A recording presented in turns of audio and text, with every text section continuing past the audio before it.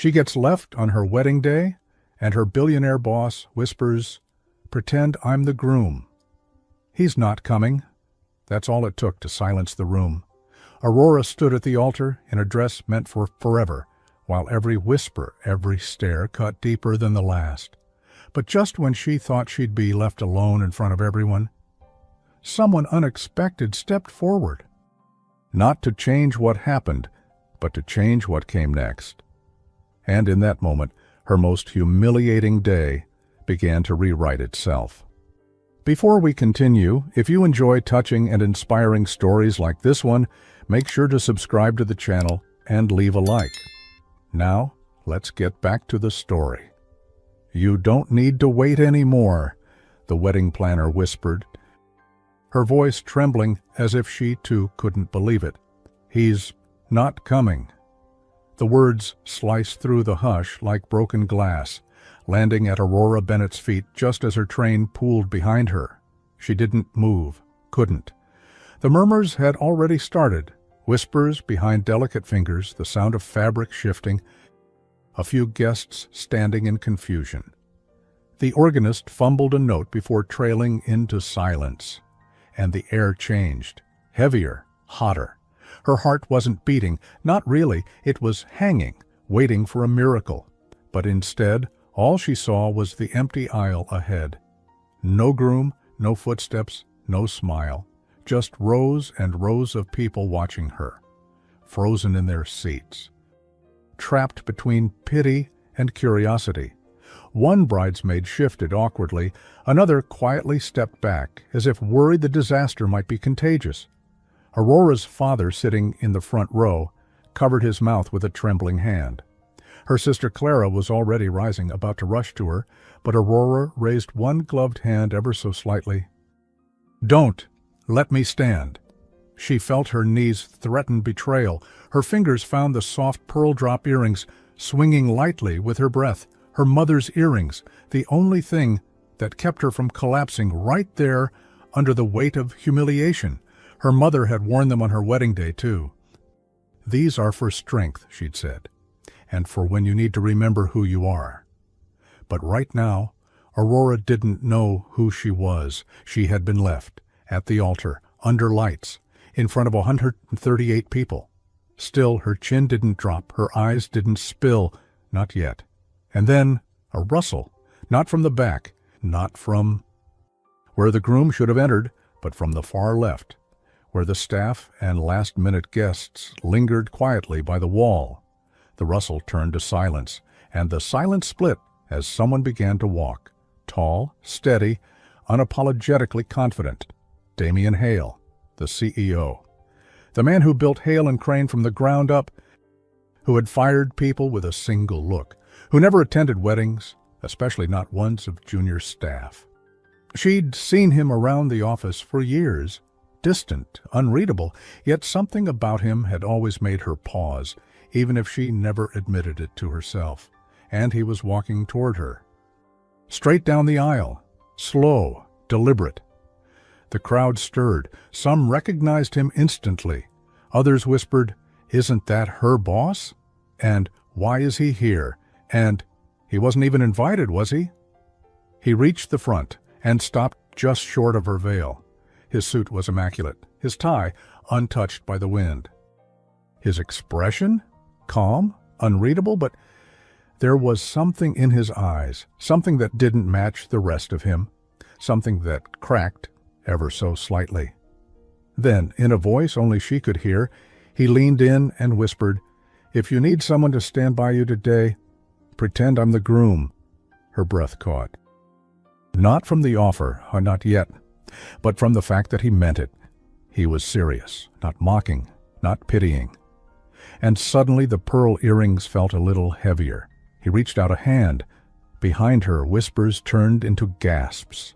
In front of her, the man she had only ever known as precise, cold, and brilliantly untouchable was offering her a moment of rescue.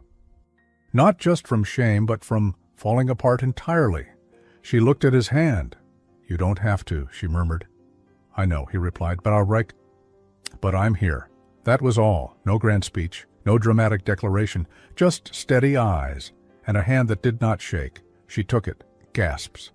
A camera clicked. Someone cried out, "Is this a joke?" but was quickly hushed. Damien stepped beside her, turned, and addressed the silent crowd.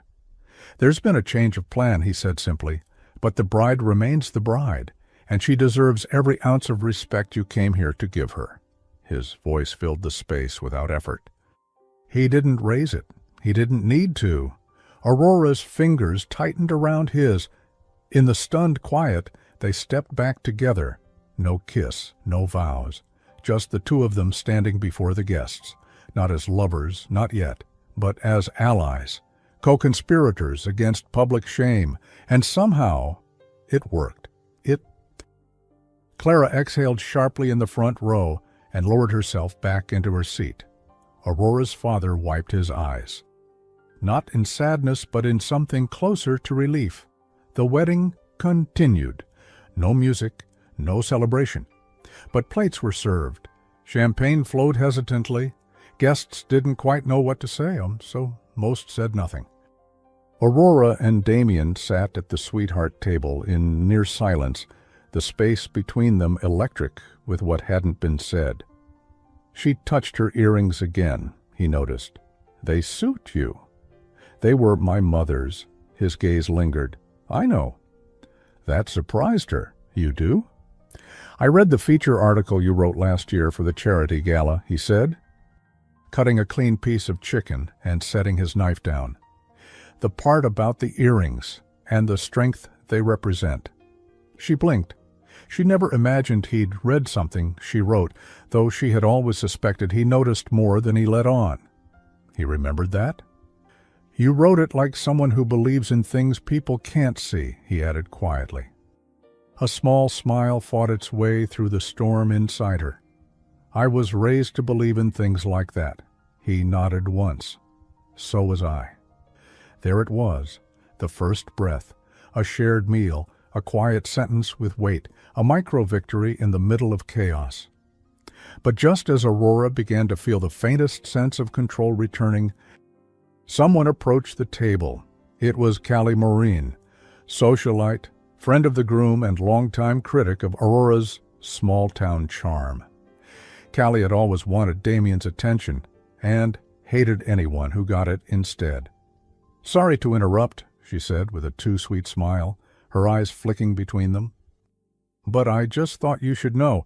Someone posted a video of the whole thing. It's already gone viral.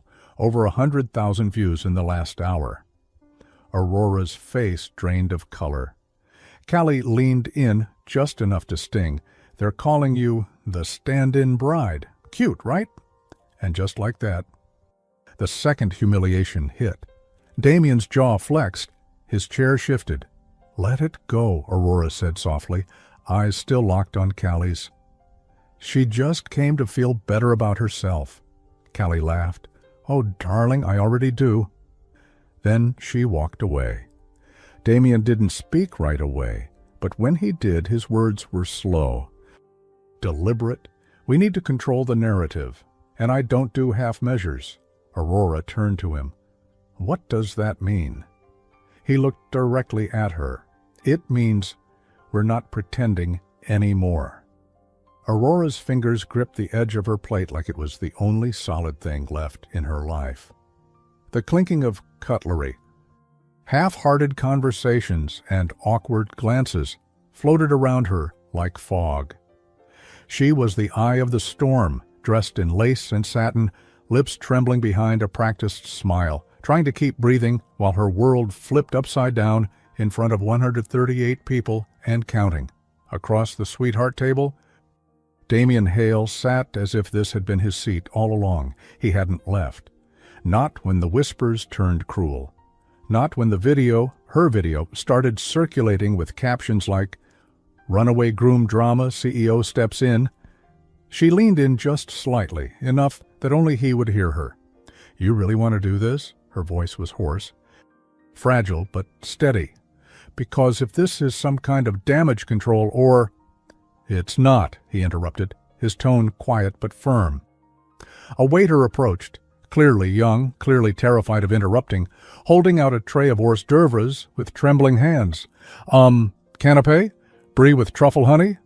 Damien picked one with slow precision. Aurora shook her head.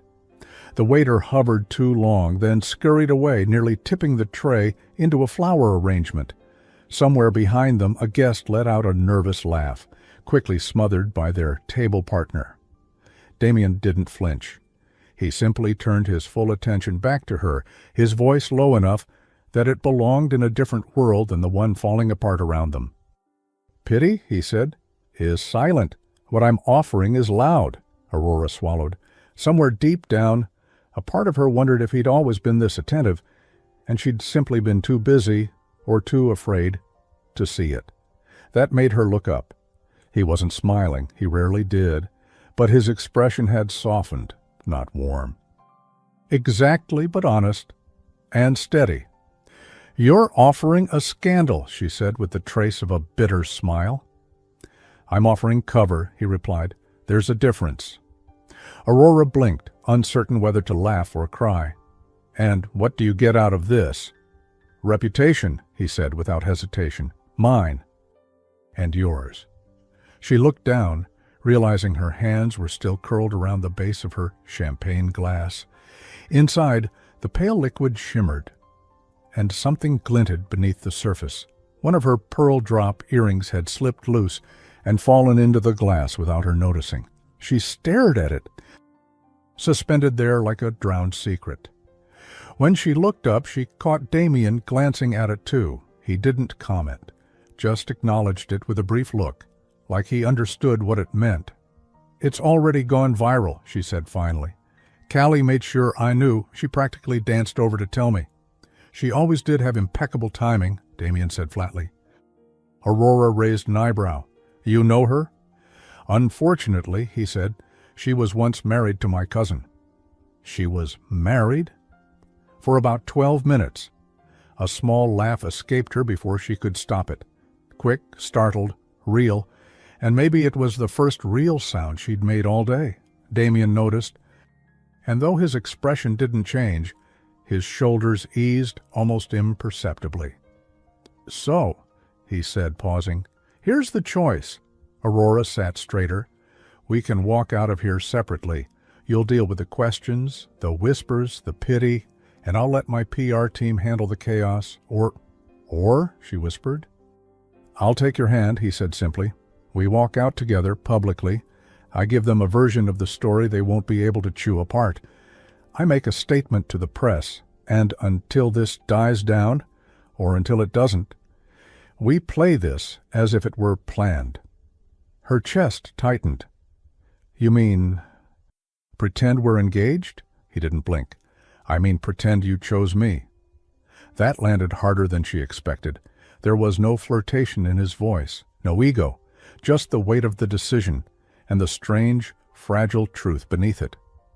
"Why would you want that?" she asked again, quieter now. Damien's jaw shifted. "Because I don't like bullies. Because this—" He nodded at the room. "Was cruel. And because when a man runs away from a woman like you, someone has to make it clear that it's his loss." Silence stretched between them. Aurora reached for the glass, gently fishing the earring out and holding it in her palm. The pearl was wet, shimmering in the light. Her mother's words came back, faint but fierce. "These are for strength." And somehow, in this impossible moment, strength didn't feel like standing alone. It felt like having someone beside her, even if just for now. She took a slow breath. "All right." Damien looked at her. "All right?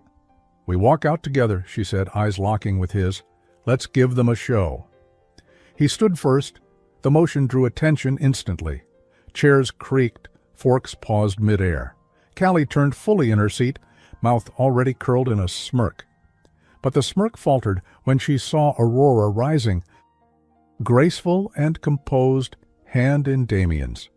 Together they moved through the room, past awkward glances and half-hearted congratulations.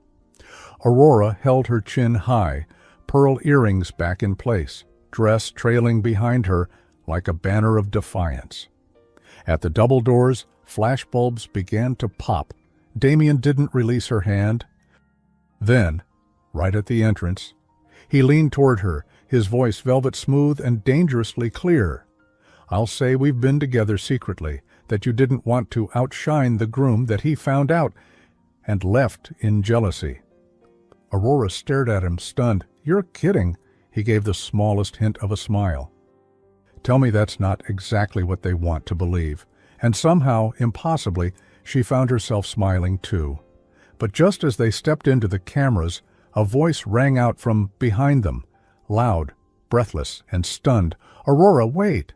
She turned and froze. It was Nathan, the runaway groom, back. In his tuxedo, hair disheveled, eyes wide. "I made a mistake," he said, stepping toward them. "I'm here. I'm ready." The crowd gasped. Damien didn't flinch. Aurora's heart, it stopped. "Aurora, wait!" The voice rang out like thunder cracking through sunlight, shattering the illusion she just managed to steady. She turned slowly. Nathan, her fiancé, the man who vanished without a word, without a text, without the decency of a goodbye, stood at the far end of the aisle, disheveled and breathless, as if he'd run all the way back from whatever coward's hiding place he'd disappeared to. His tux jacket was open, his bow tie hanging in a loose knot. His perfectly styled hair had given up somewhere around mile 3. "I made a mistake," he said again, louder this time, taking one step forward. I panicked. "But I'm here. I'm ready. I still want to marry you." The room fell into the kind of silence that holds its breath and waits for a slap. Aurora didn't blink. She didn't move. Her hand remained in Damien's, steady, warm, and waiting. Nathan looked at Damien like he just realized he wasn't standing alone in this. "Who is he?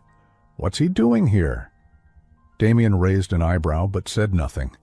The CEO didn't need words to cut someone down. Aurora's throat burned. "I waited for you," she said quietly, but her voice carried. The murmurs returned. "I was 5 minutes away," Nathan said, stepping closer. I got overwhelmed. Everyone was watching. Your dad, the vows, the cameras, the expectations. I thought maybe I couldn't be who you needed me to be. But I can. I want to be." She looked at him. Really looked. The man who had once made her feel safe now looked like a stranger who wanted to be forgiven without earning it. Behind her, someone stepped on a loose pile of flower petals and slipped, gasping loudly, grabbing onto a tablecloth and nearly taking an entire champagne tower with them. A waiter dove, saved the top glass, and then stood red-faced as a soft wave of laughter broke through the tension. Aurora smiled, briefly, then turned back to Nathan. Her pearl earring glinted in the light as she tilted her head, a small but powerful reminder. "You know what hurts more than being left?" she said, voice steady, being treated like an afterthought.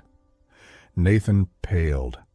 She took a step forward, not toward him, but beside Damien, her body angled away now, protected by the man who had chosen to show up when it mattered.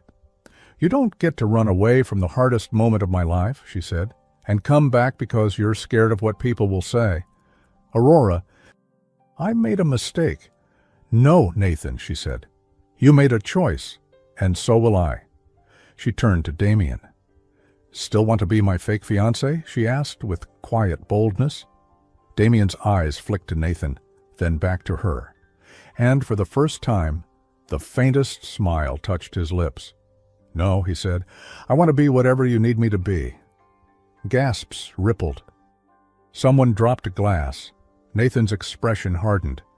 "This is ridiculous. You don't even know him." "I've worked for him for 4 years, Aurora said, "and in one moment he showed more character than you ever have." The words weren't shouted. They didn't need to be. They landed like stones in still water. Aurora reached down, lifted the train of her gown slightly, and walked back toward the doors, hand still in Damien's, head held high. Outside, the press lights flashed. The air was cold, sharp with December wind, But her heart was warm, not with revenge, not even with pride, but with the calm that comes from speaking truth out loud.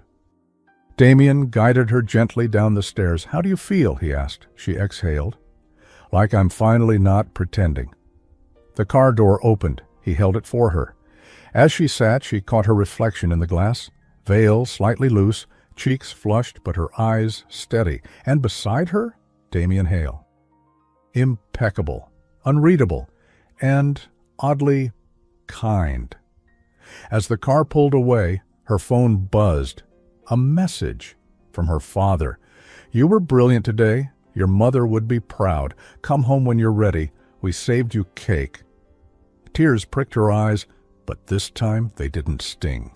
They healed. She looked at Damien, who sat quietly watching the road. "Thank you," she said softly. "For what?" "For not letting me fall alone." He turned to her.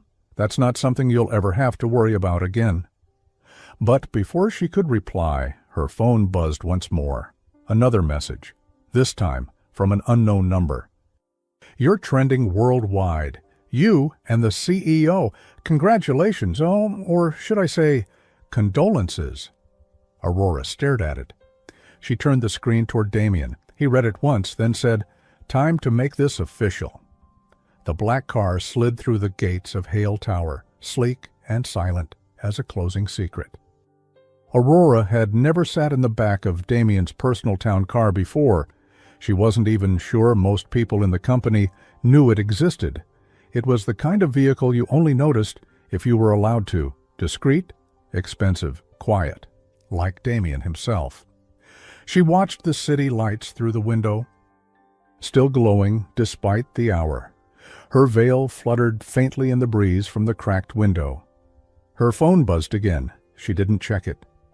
"Is your inbox still exploding?" Damien asked from beside her, not looking up from his own phone. She gave a dry laugh. "I stopped counting after the 27th, 'Are you okay?' followed by a screenshot of my own face." He finally looked over. "They'll lose interest. They always do." She hesitated. "But I work in PR, Damien.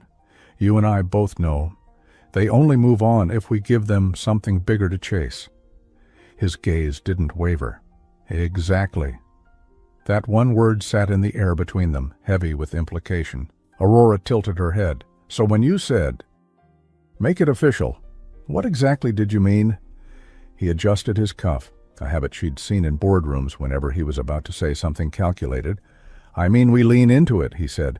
"Publicly. I make a statement. You move into the apartment above my office. It's mostly empty. We appear together a few times in controlled settings. Let the world write their fairy tale." She blinked. "You want to pretend we're engaged?" He nodded once. "Temporarily until the headlines change." "And then?" "Then we end it with dignity," he said. "A quiet, mutual statement. No one's reputation suffers. You don't get remembered as the girl left at the altar. And I don't get remembered as the man who watched it happen and did nothing." It made sense. Painfully strategic, smart, effective. But still, "You've thought this through." "I've had 27 minutes of silence," he replied, almost amused.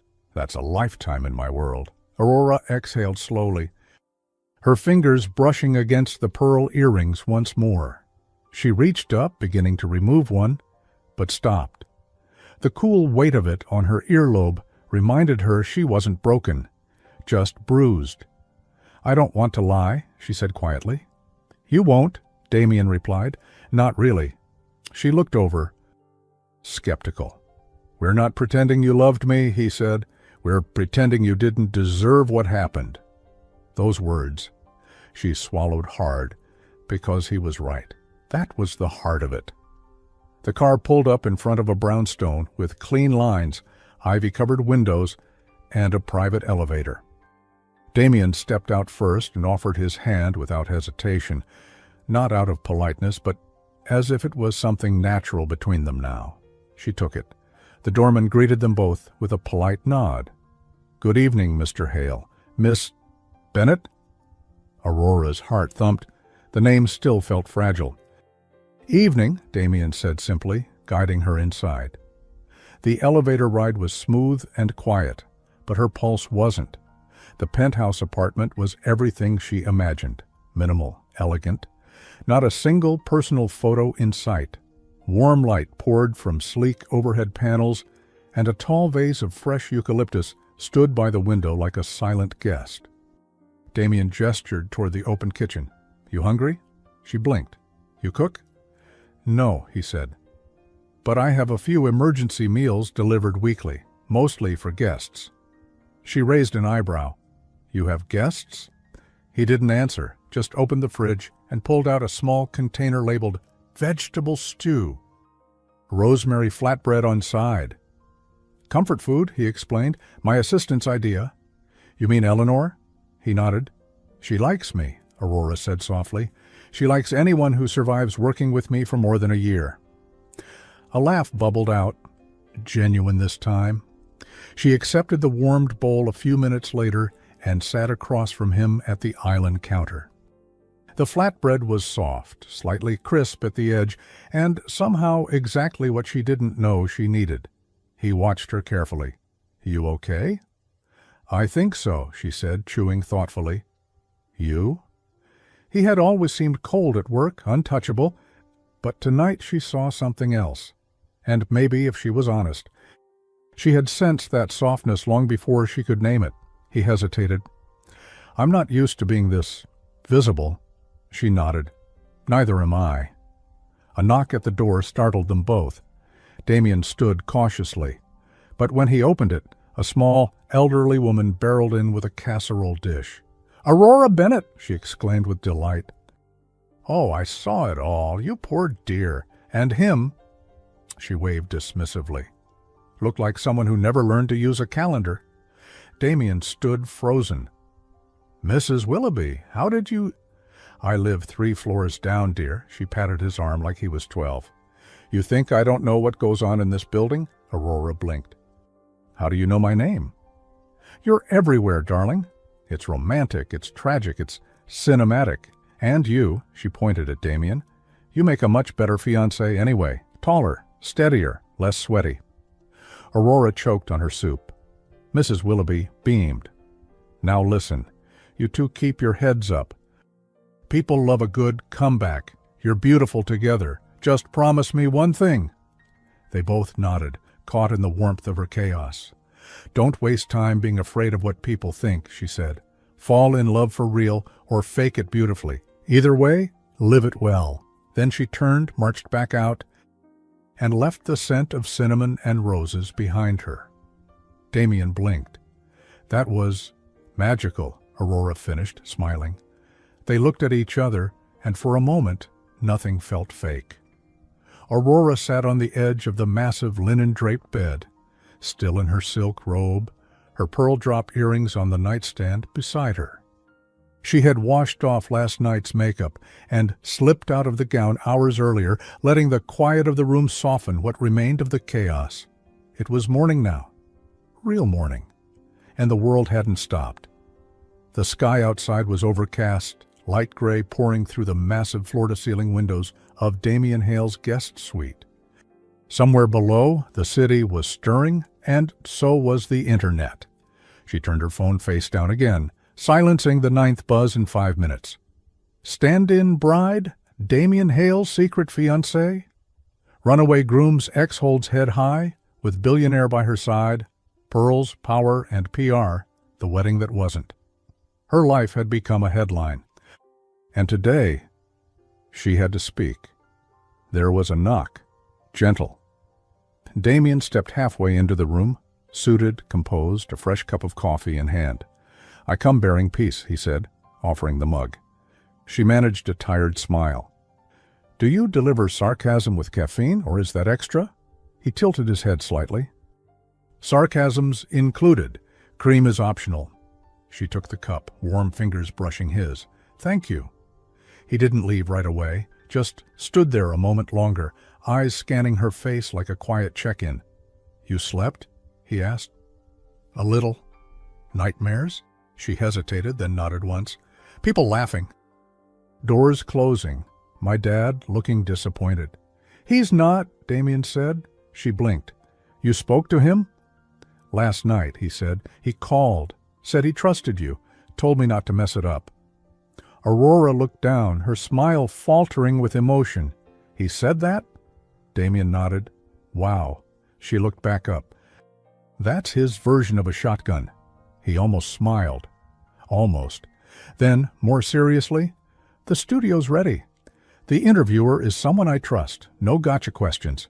Just your version of the story. She set the mug down. Do I have to be soft? Damien stepped closer. You don't owe them pretty. Just honest. Those words settled over her like armor. She reached for her earrings, paused, then clipped them in. Strength, dignity. She could feel her mother's calmness in them, even now. Downstairs, a private stylist team waited. A fitted ivory blouse, tailored navy trousers, heels that felt like a challenge, light makeup, hair softly pinned back. Exposing the earrings, the look said, not broken, not hiding, still me. A younger assistant, maybe 21, approached with a clipboard and wide eyes. You look like someone who wins, Aurora blinked. You've never seen me try to find my car keys, they laughed. Sorry, the girl added shyly. You were just my favorite story growing up, the girl from the newsletter team who got promoted to global PR director.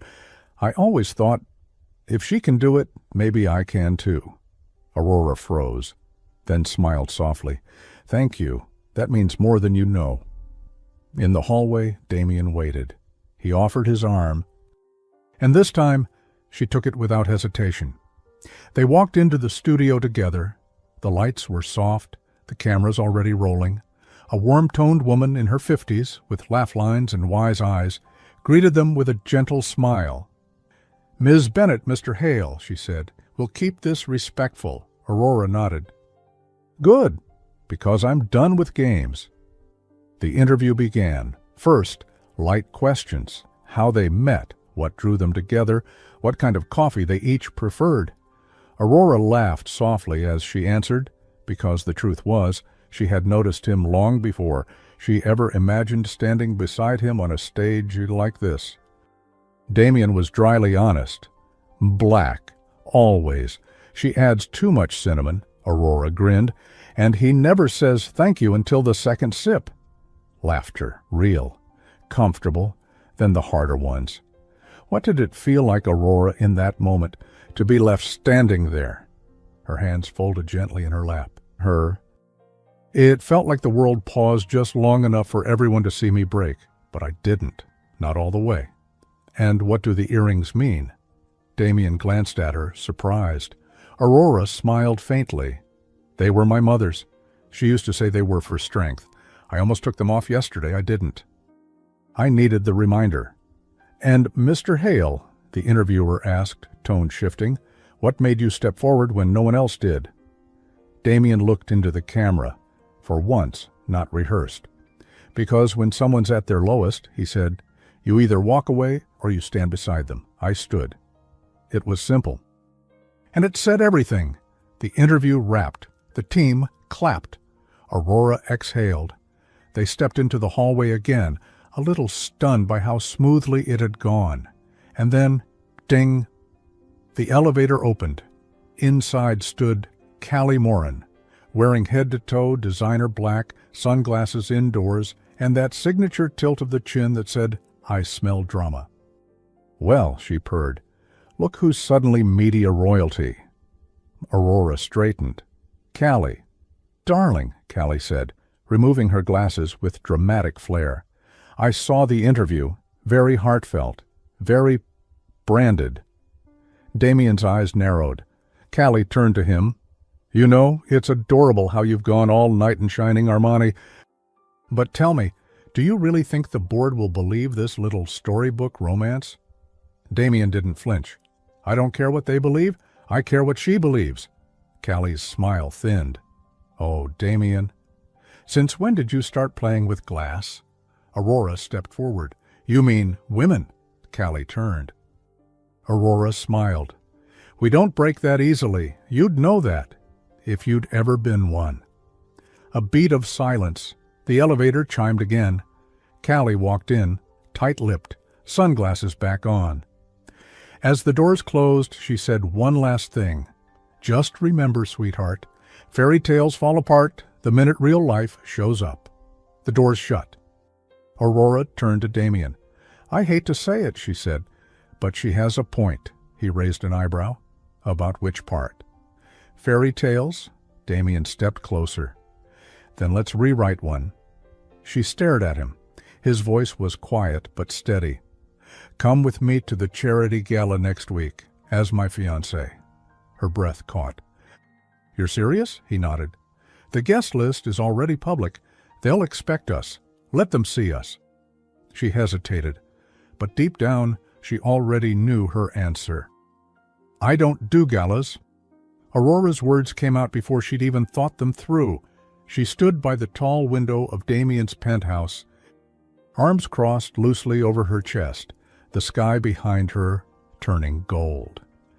Damien didn't react, not visibly.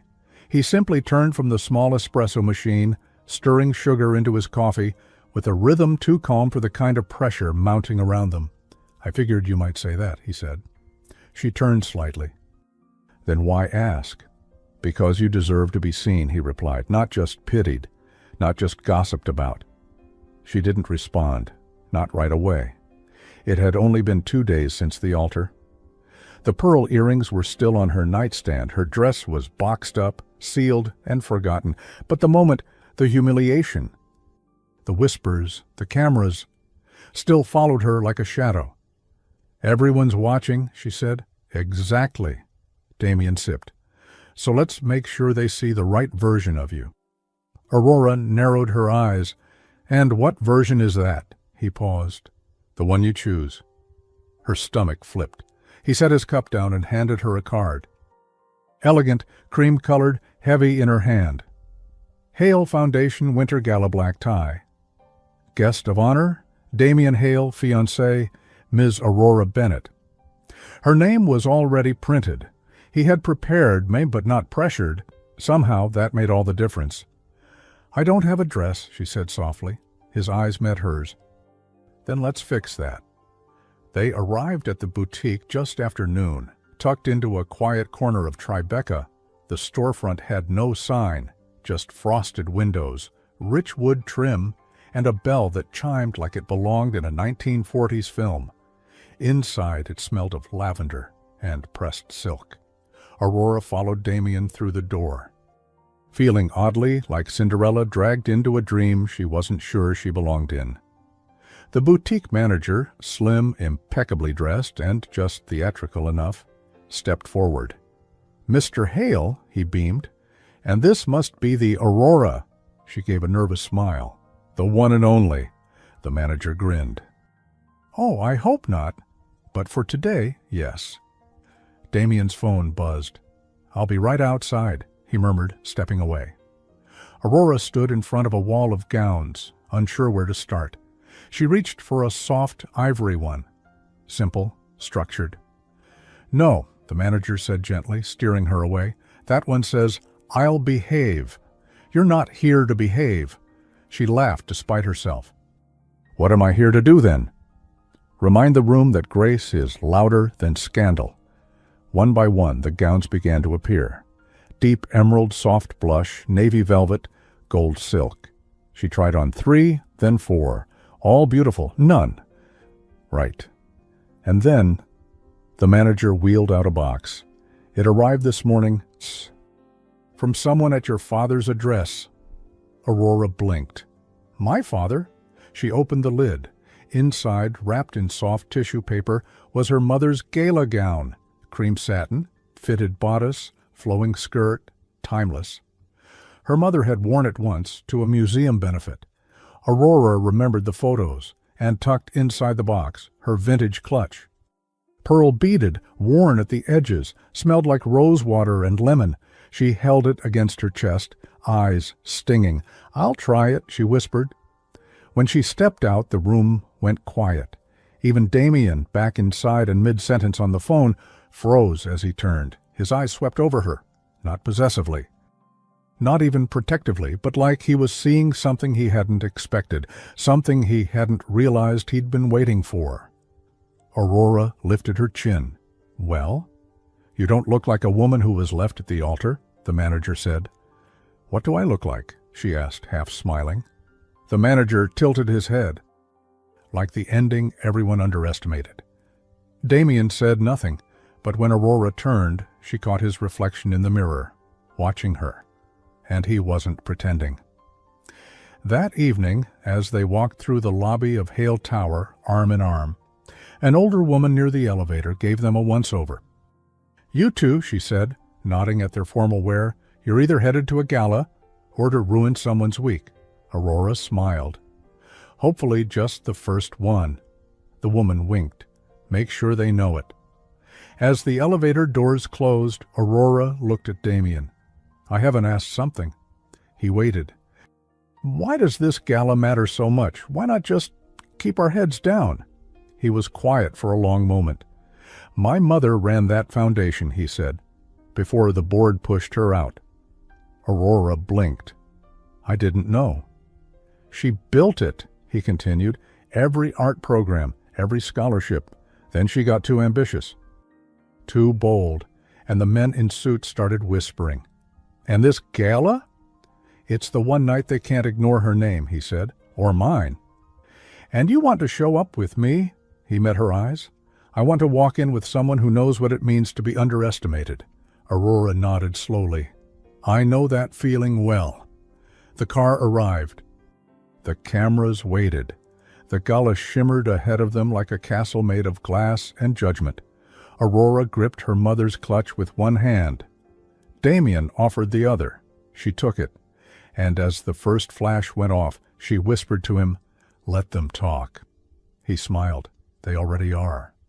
The ballroom glowed like something out of a dream. Crystal chandeliers, velvet drapes, silver-edged flutes of champagne carried on mirrored trays. Everything shimmered, including the stairs. Aurora Bennett had walked into plenty of rooms before, but never one that judged this hard, this fast, and this quietly. Damien, by contrast, looked carved out of certainty. In a sleek black tuxedo and crisp white shirt, he walked beside her with a kind of elegant indifference, the kind that made people step aside without being asked. His fingers rested lightly over hers as they approached the main floor. But he didn't miss the tension in her jaw, or the way her fingers squeezed her mother's pearl-beaded clutch just a little too tight. "Nervous?" he murmured. "I don't know," she replied. "I think my stomach left the car before I did." He leaned in slightly. "There's no wrong way to be in this room. They just want to see if you flinch." Aurora smiled. "Then I won't." But inside, her thoughts were doing cartwheels. They passed couples in gowns that could pay off mortgages. Men with perfectly grayed temples and women whose smiles were sharp as diamonds. Everyone seemed to know everything, and everyone seemed to know her. There she is. Is that the one from the... I heard he flew her to Paris after the scandal. The whispers brushed past her like cold air. She kept walking. Chin lifted, eyes forward.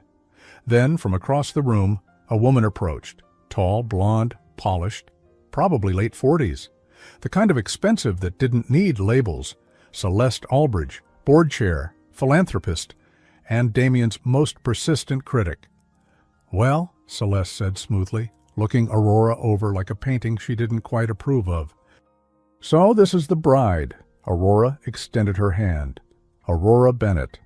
Nice to meet you." Celeste didn't shake it. "Such courage," she said instead, sipping her champagne. "To show up tonight. After everything." Aurora smiled politely. "It takes less courage than you'd think, just good heels." Celeste blinked. Damien's mouth twitched at the edge. "Just once?" "I do hope you're not here only to be seen," Celeste added, tone syrup sweet. "This event raises funds for real causes. The last thing the foundation needs is another distraction." "I'm here to support Damien," Aurora said, "and to listen." "To listen?" Aurora nodded. "People in PR know when to speak and when to stay quiet long enough to understand a room," Celeste gave a tight smile. She drifted off, leaving behind the faint scent of roses and challenge. Damien looked at Aurora. You handled that? She thinks I'm the weak link. She wants you to be, he said. People like her? They scan for soft spots. They want something to poke.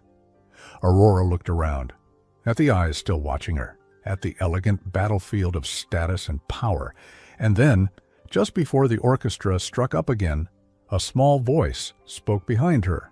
Excuse me, are you the girl from the news? She turned. An elderly woman in a floor-length velvet shawl stood holding a cane and a silver clutch shaped like a rose. Her eyes were kind and curious. Aurora smiled. That depends. Did the story make me look like a complete disaster? The woman chuckled. You looked human. That's rare in this room. She reached into her clutch and pulled out a small Polaroid camera. Could I have a photo with you? She asked. I like collecting moments that don't feel staged. Damien's brow arched in surprise. Aurora smiled. Of course. She bent slightly, and the woman leaned in, clicking the photo. Flash. People watched, confused, amused. Thank you, the woman said. My granddaughter's been having a hard time. I want her to see someone who stood up after falling down. Aurora swallowed the lump in her throat. I hope she knows she's not alone. She will now. The woman shuffled off. Damien said nothing at first. Then, not bad for your first gala scandal. Aurora smiled at him, warmer now. He reached for 2 flutes of champagne, handed her one. They clinked. To what? She asked. He met her eyes. To being underestimated. She laughed, the first real laugh of the night. And it felt good. But just as she took a sip, a new sound rose in the room. Gasps, murmurs, all turning toward one of the side entrances. Aurora followed the crowd's gaze. There, stepping through the archway with camera crews just behind him, wearing a borrowed tux and an apologetic smirk, was Nathan, her ex-fiancé. Again. The moment Nathan walked into the ballroom, the temperature changed. Aurora felt it in the shift of the crowd, the curious tilts of champagne glasses, the whisper hush that swept across jewel-toned gowns and tuxedo collars like wind through silk. He wasn't just a jilted ex-fiancé. He was the one who ran. And now he was walking straight toward her, cameras catching his every step, like a man who believed he still had the right. Damien stiffened beside her. Subtle, but she felt it. Aurora, Nathan said when he reached them, breathless, but trying to look composed, like he hadn't just crashed a high society event he wasn't invited to. Can we talk? She didn't answer right away. She placed her mother's pearl-beaded clutch on the nearest table. Carefully, deliberately, a pause that said, You don't get to rush me anymore. I think everything that needed to be said, Aurora replied evenly, was said the moment you walked away from the altar. Nathan's smile faltered. I panicked. I've said that. But this isn't you. All these cameras and pretending. Pretending? Damien's voice was quiet, but sharp. You mean showing up? Nathan's jaw clenched. I'm not here to fight. Then why are you here? Aurora asked, her voice still calm, but cold now. Because if it's for the drama, congratulations, you found it. She noticed Celeste watching from across the room. Others too, donors, board members, socialites. This wasn't just a confrontation. It was a performance, whether she liked it or not. Nathan reached for her hand. She stepped back.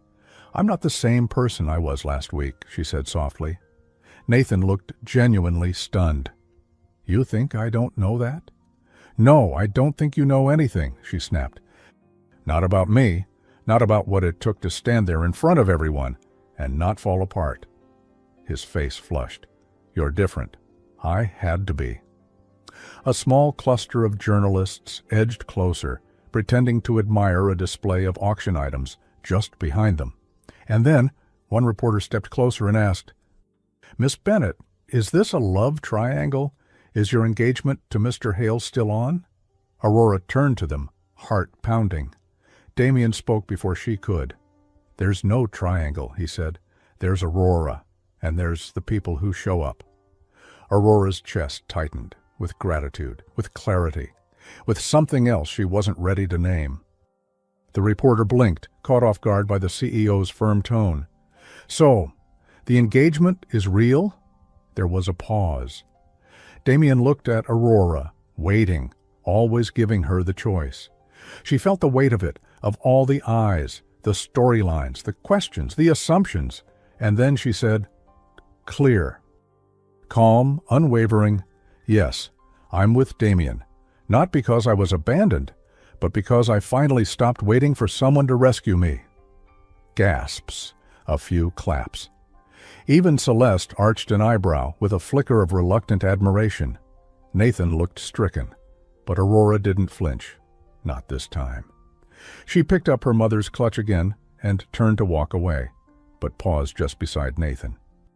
Quietly, she said, "You don't get to be the storm and ask me to dance in the rain." He didn't follow. Damien and Aurora stepped onto the balcony outside the ballroom. It was quieter there, colder. The hum of the city below, glittering like 1,000 answers she hadn't known she needed. She leaned on the stone railing, clutch in hand. He watched her silently for a moment, then, "You didn't have to say yes." "I know," she replied, "but I meant it." Damien folded his arms. "Even if this ends soon," she looked up at him. "You mean the story or the arrangement?" He didn't answer. She offered him a soft smile. "Maybe both." His eyes, always so controlled, flickered with something uncertain, unspoken. And then a woman in a red gown stumbled onto the balcony, breathless. "Oh," she gasped. "I'm so sorry. I didn't mean to—" Her eyes went wide. "Wait, are you Damien Hale and Aurora Bennett?" Aurora blinked. "Yes, I work with Lifestyle Line magazine," the woman gushed. "Can I just say, you two are incredible together? So much chemistry. It's like watching a modern Jane Austen story unfold in real time." Damien raised an eyebrow. "We haven't heard that one yet." Aurora smiled. "Usually it's Cinderella." The woman giggled. "Well, whatever it is, don't ruin it by denying it's real." "Okay, let us believe in something." She turned and disappeared, trailing perfume and a glittering clutch behind her. A beat of silence. Aurora looked up at Damien. "Did we just get guilt-tripped by media into fake dating harder?" His mouth quirked. "Apparently."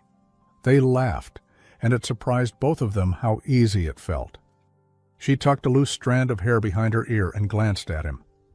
"You know, you're not as cold as people think." He met her eyes. "And you're not as fragile." A pause. Not romantic. Not yet, but no longer fake. Back inside, the auction was about to begin. The foundation director tapped his mic, calling guests to their seats. Damien looked at her. "Ready?" Aurora nodded, but just as they turned to go, he touched her arm gently. Not possessive, protective. "Whatever happens after tonight," he said quietly, "I want you to know I didn't do this to fix a PR mess. I did it because someone needed to see you win." She blinked, breath-catching. "Why me?" she whispered. "Because you didn't ask for the spotlight. You just refused to disappear when it found you." He offered his arm again. She took it and walked back into the ballroom, not as a stand-in bride, but as Aurora Bennett, a woman rewriting the ending. The apartment was silent when they returned. Not the kind of silence that echoed, but the soft, expectant kind, like the rooms were holding their breath, waiting to see what happened now that the crowd had disappeared. Aurora stepped out of her heels the moment the door closed. Her toes sighed in relief. Damien loosened his tie, undid the top button, exhaled. They stood at opposite ends of the living room, still dressed like a royal couple, still lit by the echo of chandeliers and camera flashes, but something had shifted between them, quietly, permanently. "I thought you were going to punch him," Aurora said, walking toward the couch, her voice light but tired. Believe me, Damien replied, unbuttoning his jacket. So did I. She sat, clutching a throw pillow like a shield. You didn't, though. No. He paused. Because you didn't need me to. She looked at him, really looked. His hair was slightly out of place, his collar uneven. For once, the great Damien Hale looked real. Do you always do this? She asked softly. Do what?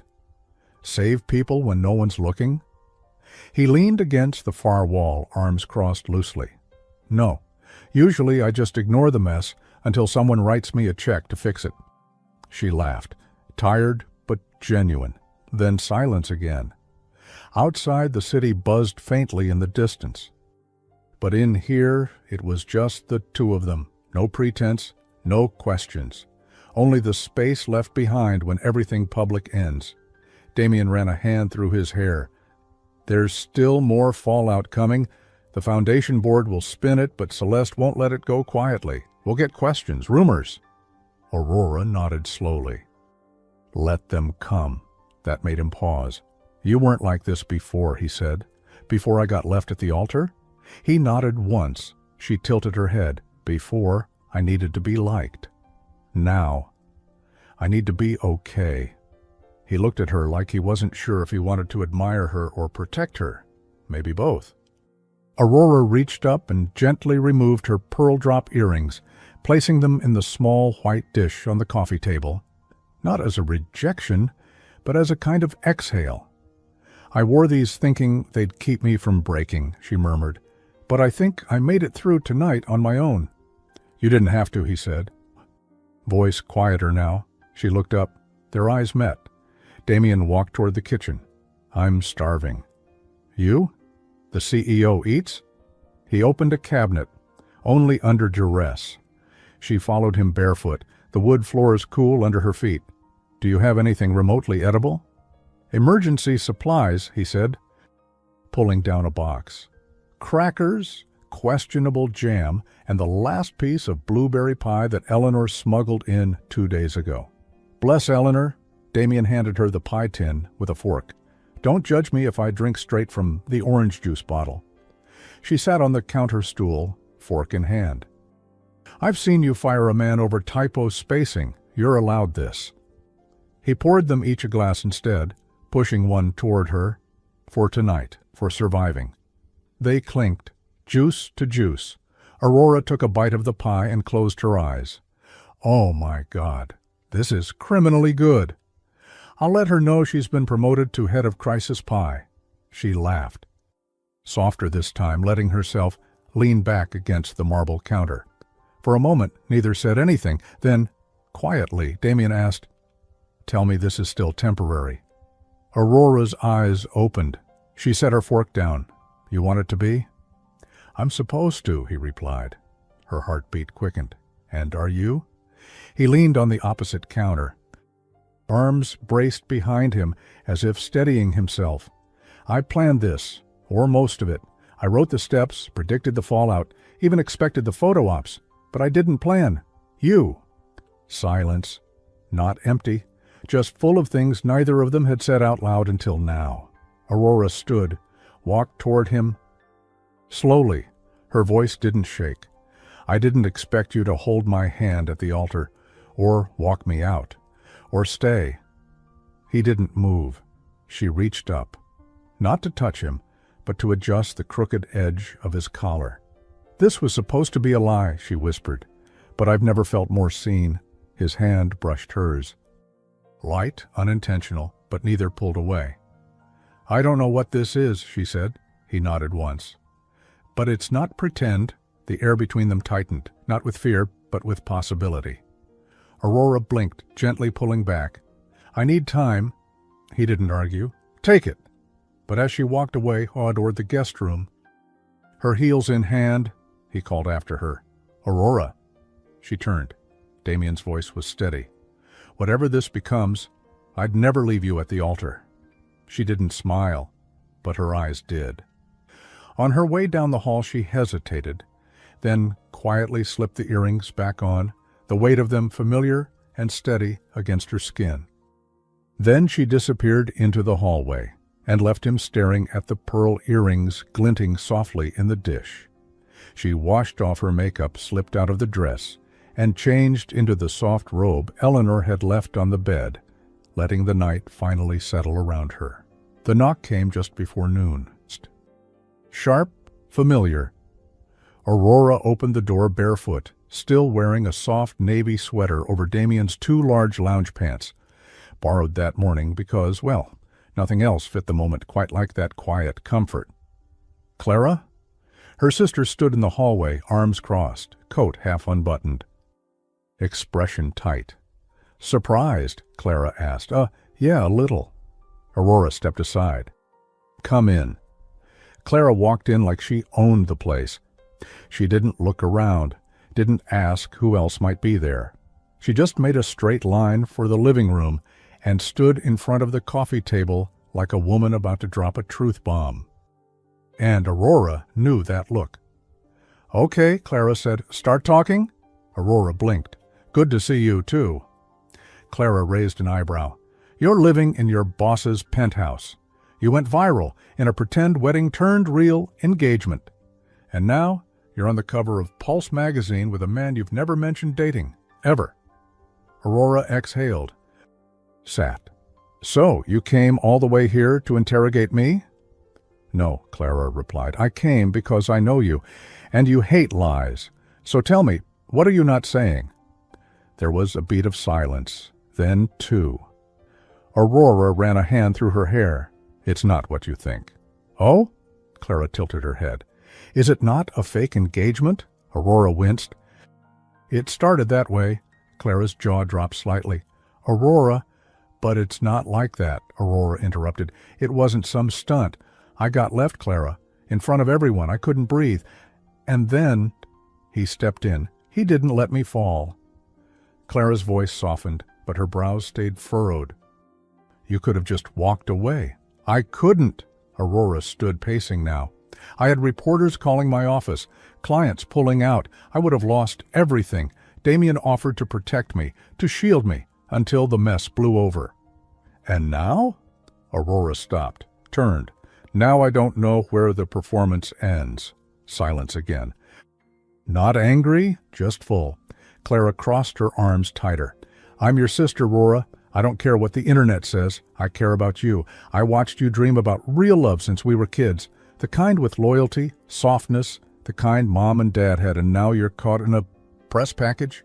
It's not a package, Aurora said quietly. It's a man who showed up when no one else did. Clara's expression shifted, doubt softening into something closer to fear. You like him, she said. Aurora didn't deny it. I see you, Aurora, Clara said, crossing her arms as she studied her sister. You're softer around him, but not smaller, not anymore.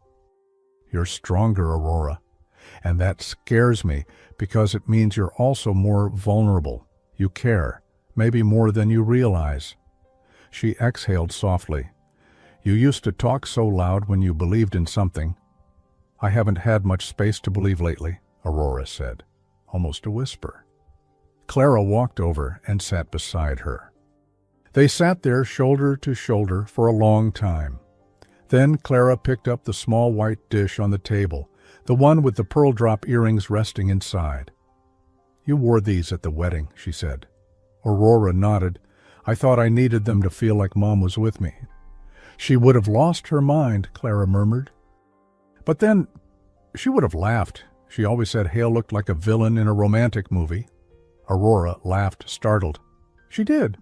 She said he had impeccable hair and emotional constipation. They burst into giggles. For a moment the world fell away, just 2 sisters clinging to the invisible thread of a woman who shaped them both. Clara picked up one of the earrings, delicate gleaming. Aurora watched her. Keep them, she said softly. Clara blinked. No, they're yours. They're ours, Aurora said. Mom gave them to me for strength. I want you to have them next, for whatever storm comes next in your life. Clara pressed her lips together. Trying not to cry, she placed the earring back gently. I don't want you to settle, Aurora. Not even with someone who seems perfect on paper. I don't want perfect, Aurora said. I want present. And Damien, he's that. He listens, he stays, even when I try to push him away. Clara stood. Then tell him that. Don't wait until he walks out thinking it was all part of the plan. Aurora nodded slowly. I will. Just then the front door clicked open. Damien entered, pausing when he saw Clara. Hello. Clara turned, smiled tightly. You must be the emotionally constipated villain. His brow arched slightly. I've been called worse. Aurora stifled a laugh. Clara grabbed her coat. I'll leave you two to your chaos. She turned to Aurora and kissed her cheek. Just promise me you'll be honest. With him and with yourself. I will. After she left, Damien set a folder down on the table. She's protective. She's right, Aurora said, folding her arms. We started this whole thing to survive a PR nightmare. Yes, Damien said carefully. So now I need to know something. Her voice didn't tremble this time. Ask. Aurora stepped forward, closing the space between them. If this ended tomorrow, if no one cared anymore, would you still want to be with me? He looked at her. Not like a CEO, not like a man caught in a strategy, but like someone seeing a future. Yes, he said, but not because they're watching, because you're worth staying for. Her breath caught, but before she could speak again, her phone buzzed. A message from an unknown number. She opened it. I know the truth. About the fake engagement. Let's see how the world feels about it next. Until now, it had only been gossip. A viral video, Callie's theatrics, whispers. But this was different. Someone knew the truth behind closed doors. She stared at it, color draining from her face. Damien stepped closer. What is it? Aurora turned the screen toward him, and, just like that, their truth was no longer just theirs. The message lingered on Aurora's phone like a ghost. I know the truth. About the fake engagement. Let's see how the world feels about it next. Damien read it twice. His expression didn't shift much, but she saw it in his eyes. That crack in the armor, that flicker of history repeating. They'll spin it, he said at last, twist it into something worse. Aurora nodded, but it was fake. In the beginning. He turned to her. But is it now? She didn't answer. Not because she didn't know, but because the answer had changed. Quietly, somewhere between the gala and this moment, somewhere between laughter over blueberry pie and whispered truths on the balcony. Damien walked to the windows, his voice quieter now.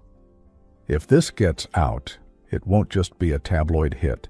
My board will call it manipulation. The foundation will be dragged into it. And me? She asked. You'll be called everything, he said flatly. Ambitious, opportunistic, desperate. Aurora let out a breath. Funny how people only use those words for women. That got the smallest flicker of a smile from him. She walked over and stood beside him, their reflections side by side in the glass. Then, let's stop pretending, she said. He turned. I'll tell them the truth, she continued. The real story, all of it, but in my voice. Not every truth needs to be public, she whispered to herself, just the part that belongs to me. Damien studied her. You're sure? I'd rather risk the fallout than keep hiding something that's already become real. He was quiet a moment, then nodded once. You'll need a platform. No, she said. I'll need a microphone. 3 hours later, Aurora stood in front of a modest press table in a room with soft lighting and no handlers. Just her, a few journalists, and the truth. She wore a simple blouse, a gray wrap skirt. Her hair loose, and the pearl drop earrings, back where they belonged, not as armor, but as clarity. She cleared her throat. I know there's been speculation about my engagement, about the man who stood beside me when someone else walked away. The room leaned in. Aurora's voice didn't shake. When Damien Hale offered to stand beside me that day, it wasn't a publicity stunt. It wasn't a corporate move.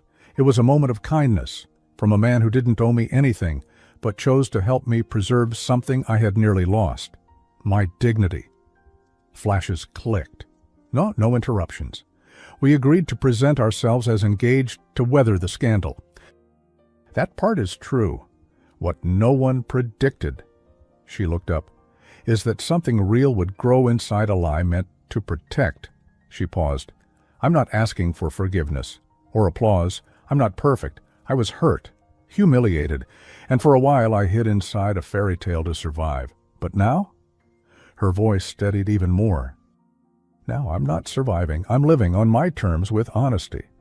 And then, in the softest voice yet, and yes, I'm still with him. A stunned silence followed. Then, scattered applause. Not dramatic, not forced, just real. And that was enough. That night, Aurora sat alone on the rooftop of Hale Tower, wrapped in a throw blanket, watching the stars blink between buildings. She heard the door open behind her. Damien's footsteps were quiet. He walked over, set a cup of tea beside her, and sat without saying a word. "Are you angry?" she asked, sipping carefully. He shook his head, relieved. "Really?" "I've lived most of my life trying to control every word that gets said about me," he said. "But you spoke with nothing but truth." She looked at him. "I thought I'd be afraid. I wasn't. Because you meant it." "I did." Silence again. Comfortable now. She turned to him. "Did I ruin your reputation?" He smiled faintly. "Only in the best way." Aurora laughed, tucking her legs under her. "Everyone's asking the same thing now," she said. "If the engagement was fake, what's real?" He turned to her fully now. "You want to answer that?" "Not with a statement," she whispered, "with a choice." Damien leaned closer. "Then choose." Aurora set her tea aside, reached into her pocket, pulled out a small, folded note. He opened it. It read, "Yes, if you're asking for real this time." He looked at her, and there it was. The question he hadn't asked out loud, but she'd already answered. He reached into his coat, opened a small velvet box. Inside, a simple gold band with 3 tiny pearls. Elegant? Quiet, honest. He offered it without performance. "Aurora Bennett, will you choose me? Without pretending, without needing to be rescued, just choose me?" She laughed through tears. "I already did." He slipped the ring on her finger. No applause, no flashbulbs. Just the wind, the city, and the sound of 2 people finally catching up to their hearts. 6 months later. The cafe was small, quiet, tucked between a bookstore and a flower shop. Aurora stirred her tea while Damien reviewed a menu he already knew by heart. She wore a cozy sweater, her hair in a loose bun. The earrings still dangled, now a part of her daily life, not a symbol of pain. Across the table, a little girl at the next booth pointed at them and whispered to her mom, "That's the wedding lady." Aurora smiled. Damien raised his mug. "To new stories." "To the truth," she said. They clinked. And outside the window, a small crowd passed by, unaware of the fairy tale that had once been written in the middle of heartbreak, and rewritten, by choice, into something far better than magic, something real. The wind moved softly through the trees that morning, carrying the faint scent of roses and earth. It was early, not yet noon, and the garden behind Aurora's father's house was bathed in golden light.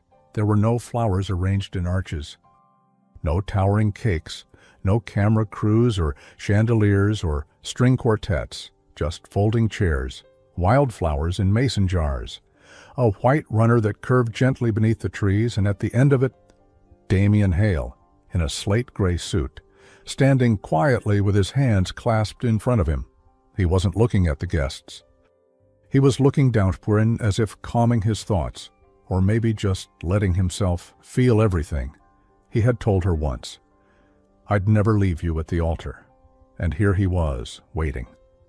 This time, the silence was not filled with whispers or tension. It was warm, expectant, sacred.